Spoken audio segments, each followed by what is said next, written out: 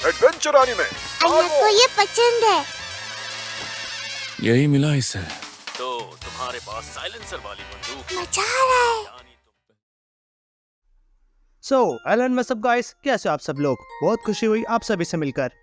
हाँ, कितना टाइम हो गया था एलन बोले हुए। I know guys, and you also know कि पिछले कुछ सालों से इस चैनल पर कोई भी नया कंटेंट नहीं आया था और मैं पूरी तरह से यूट्यूब से बाहर हो गया था। पिछले साल मैंने यूट्यूब के ऊपर ना के बराबर ध्यान दिया और जिसका रिजल्ट मुझे ये मिला कि अभी के लिए गाइस इतना समझ लो कि मैं अपना पासवर्ड भूल चुका था। अनफॉर्चुनेटली जिस फोन में मैंने अपना बैकअप पासवर्ड रखा था वो फोन ही खराब हो गया। पर फाइनली आफ्टर ऑलमोस्ट 1.5 साल बाद everything is now back on the track and या एक बार हम फिर से कोशिश करेंगे अपनी इस कम्युनिटी को रिवाइव करने की। सो इसी के साथ आज की इस वीडियो में मैं बात करने वाला हूँ नारुतो सीरीज में अब तक के सभी शारिंगान स्टेजेस के बारे में, जो कि एक ऑर्डर में होंगी from the normal to the most powerful stage तक। सो गाइस एक बार फिर से let's start our today's video.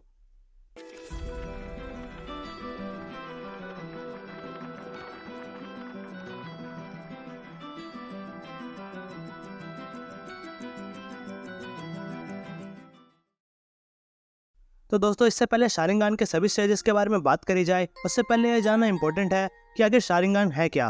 मुझे पता है कि तुम अब कहोगे कि ये तो हमें मालूम है। तो मेरे भाइयों, just to clarify to our new audience, Sharingan Naruto series में किशिमोतो की अब तक की सबसे ग्रेटेस्ट क्रिएशन में से एक है। शारिंगान एक ऐसी विजुअल पावर है जो कि केवल हिडन लीफ विलेज में रहने वाले उचिहा क्लैन के एक सॉर्ट ऑफ विरासत है जो कि उन्हें उनके जन्म से ही मिल जाती है। और यही रीजन है कि क्यों आखिर उचिहा क्लैन किसी भी क्लैन में बेहद पावरफुल मानी जाती है, क्योंकि ये एक खास खूबी है जो इन्हें बाकी क्लैन से अलग बनाती है। First stage Tomo Sharingan. Tomo Sharingan किसी भी उचिहा के लिए एक फर्स्ट स्टेज होती है जहां वो बेस शारिंगान को अवेकन करते हैं, लेकिन इसे अवेकन करना बाकी किसी भी स्मॉल एवोल्यूशन से ज्यादा हार्ड होता है, क्योंकि बेस शारिंगान को अवेकन करने के लिए ही उस उचिहा को अपनी लाइफ में कुछ ऐसा एक्सपीरियंस करना होता है जिससे कि उस पर्टिकुलर रीजन से वो उस विजुअल पावर को अवेकन कर सके। कह सकते हैं कि एक ऐसी इमोशन जो उस उचिहा को किसी के खोने का एहसास करवाए। इसके बाद टोमो 2 और फाइनल टोमो आते हैं, जिसे अवेकन करने के लिए किसी भी उचिहा को अपने इमोशन को आउटबर्स्ट करने की जरूरत नहीं पड़ती। वो इसे ट्रेनिंग और चक्र कंट्रोल से अवेकन कर सकते हैं। और जब ये कंप्लीट फॉर्म में आते हैं तो एक विजुअल पावर हेल्प करती है इन्हें किसी भी शिनोबी के हैंड साइन को प्रेडिक्ट करने में और आगे के मूवमेंट को रीड करने में। इसी वजह से ये निंजुत्सु और 1-on-1 ताइजुत्सु को बड़ी जल्दी अडेप्ट कर पाते हैं। Number 2, the मांगेक्यू Sharingan. मांगेक्यू शारिंगान एक हाईली इवॉल्व फॉर्म है शारिंगान का, जिसमें शारिंगान एक ऐसी शेप में आ जाती है जो कि किसी नॉर्मल शारिंगान की आंखों से बेहद अलग होती है। और मांगेक्यू शारिंगान को अवेकन करना इतना आसान कभी नहीं रहा है, इसलिए ये विजुअल पावर बेहद कम उचिहा के पास ही मिलती है। मांगेक्यू शारिंगान को अनलॉक करने का सिर्फ यही एक रास्ता है कि उस उचिहा के अंदर एक ऐसी खास इमोशन होनी चाहिए जो कि उसके दर्द और गुस्से को बहुत हद तक बढ़ाती हो, क्योंकि मांगेक्यू शारिंगान पूरी तरह से उचिहा के अंदर के दर्द और गुस्से की भावना को रिस्पॉन्ड करती है, जो कि एक यूनिक चक्रा ब्रेन के अंदर रिलीज होने के बाद होती है। और एक बार अगर ये अवेकन हो जाए तो ये उचिहा को बेहद पावरफुल बना देती है। मांगेक्यू शारिंगान एबिलिटीज, द गेंजुत्सु, सुकोयोमी, कोटोमात्सुकामी। क्या कहते क्या है इसे? Shisui Uchiha's Mangekyo Sharingan. Koto Amatsukami. वैसे तो हर शारिंगान गेंजुत्सु अलग टाइप्स की होती हैं। कुछ यूजर्स के पास स्ट्रॉन्ग गेंजुत्सु एबिलिटी होती है, तो कुछ शारिंगान यूजर्स गेंजुत्सु में एक तरीके से मास्टर होते हैं, और कुछ यूजर तो इवन टेल बीस्ट को भी अपने काबू में कर लेते हैं। लेकिन मांगेक्यू शारिंगान अवेक होने के बाद ये यूजर्स को एक बेस्ट गेंजुत्सु एबिलिटी देती है, जैसे कि इताची उचिहा और शिसुई उचिहा, जिन्हें अब तक का सबसे बेहतरीन गेंजुत्सु यूजर कहा जाता है पूरे शो में। किसी भी शिनोबी को इन दोनों से बैटल करते वक्त इस बात का ध्यान हमेशा रखना पड़ता था कि ये उनकी आंखों में ना देखें, वरना इनकी गेंजुत्सु एबिलिटी में ये फंसकर वो शिनोबी एक हफ्तों तक अपने बेड से नहीं उठ पाता था।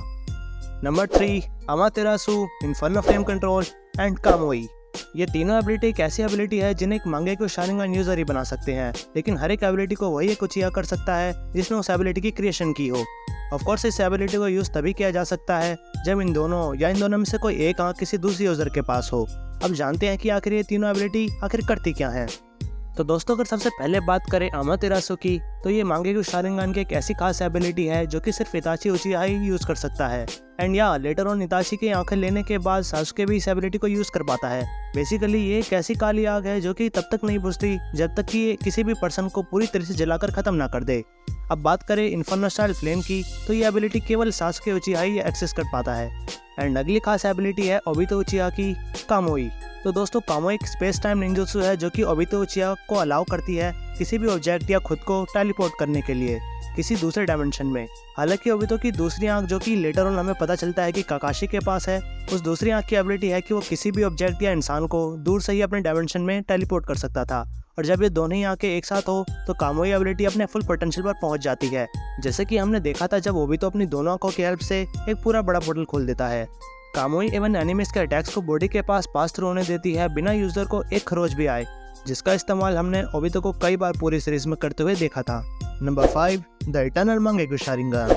इसे ऐसे भी कह सकते हैं दोस्तों कि ये किसी भी शारिंगन यूजर के लिए उसका फाइनल एवोल्यूशन है। Well, as long as Boruto series में हमें कोई नई शारिंगन विजुअल पावर दिख जाए, लेकिन फिलहाल के लिए तो ये एक लेवल है जो कि कुछ ही अपनी पूरी लाइफ में अचीव कर सकता है।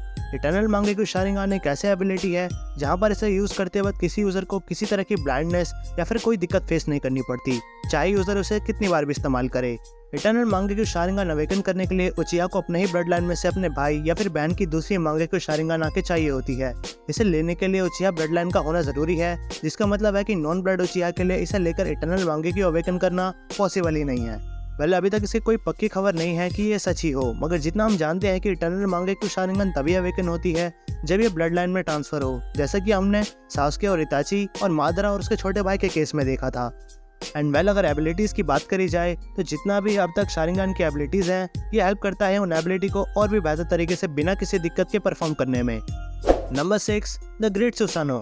तो दोस्तों, सुसानो एक ऐसी एबिलिटी है जो कि मांगेक्यू शारिंगन यूजर ही इसे कर सकते हैं। इसे परफॉर्म करने के लिए यूजर के पास दोनों आंखें होनी जरूरी है।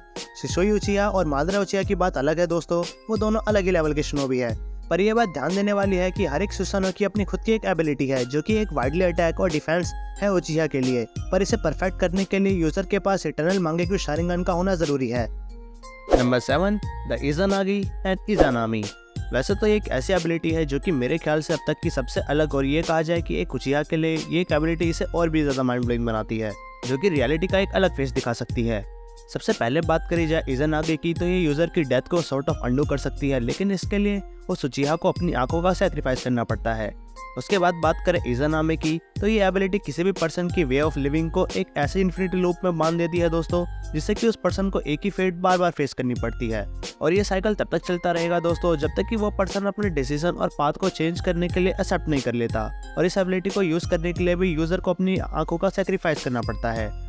Number 8, the Rinnegan. जैसे कि मैंने आपको बताया था दोस्तों कि शारिंगन एक ऐसी विजुअल पावर है जो कि एक स्पेशल एबिलिटी देती है उचिहास को, लेकिन उनके पूरे थ्रू आउट लाइफ में उन्हें खुद ही उस शारिंगन की पावर्स को अवेकन करना होता है, जो कि लास्ट स्टेज तक उन्हें पहुंचाती है, जो कि होती है इटर्नल मांगेक्यू शारिंगन। लेकिन एक और ऐसी विजुअल एबिलिटी है दोस्तों जो कि शारिंगन को एक सॉर्ट ऑफ गॉड लेवल पर अपग्रेड करती है, जिसका नाम है द वन एंड ओनली रिनेगान। रिनेगान कोई केकेगेन का नहीं है दोस्तों, और ना तो किसी स्पेसिफिक क्लैन के ब्लड लाइन में होती है। यह विजुअल पावर डायरेक्टली रिलेट करती है ओत्सुकी क्लैन से, जो कि खुद रिनेगान को ओन करते हैं। रिनेगान को एक्वायर करने का यही तरीका है दोस्तों कि या तो दोनों ओत्सुकी, इंद्रा और अशुरान के चक्र को कंबाइन कर दिया जाए, या फिर इसे सीधा पाया जा सकता है द सेज ऑफ 6 पाथ से। और सबसे बढ़िया, जो कि उचिहास की सबसे बड़ी खासियत है, आंखें चुरा कर। वैसे तो ये कहना बिल्कुल भी गलत नहीं है दोस्तों कि रिनेगान ही अगला स्टेज है इटर्नल मांगेक्यू शारिंगन को पाने के बाद, लेकिन बिना इंद्र और असुरा के सेल के ये करना पॉसिबल ही नहीं है, अनटिल और अनलेस इनका रीइंकार्नेशन हुआ हो, जैसे कि सासुके और नारुतो का हुआ था। अगर ध्यान से देखा जाए दोस्तों, रिनेगान विजुअल पावर केवल 3 कैरेक्टर्स ने ही यूज किया है पूरी नारुतो सीरीज में, जो कि है हागोरो मोत्सुकी, मादरा उचिहा और सासुके उचिहा। मुझे पता है कि इस लिस्ट में नाम ओबितो, नागोटो का भी आना चाहिए था, बट जो रिनेगान उन्होंने यूज किया था वो आंखें टेक्निकली मादरा उचिहा की थी। तो दोस्तों, ये थे अब तक के total power and stages of Sharingan जो पूरी नारुतो सीरीज में हमें देखने को मिले। अगर आपके पास कोई भी डाउट या क्वेश्चन है तो हमें कमेंट्स में जरूर बताना, और वीडियो आपको जरा भी अच्छी लगी हो तो इसे लाइक जरूर करना, और सब्सक्राइब के उस बटन को प्रेस करना मत भूलना।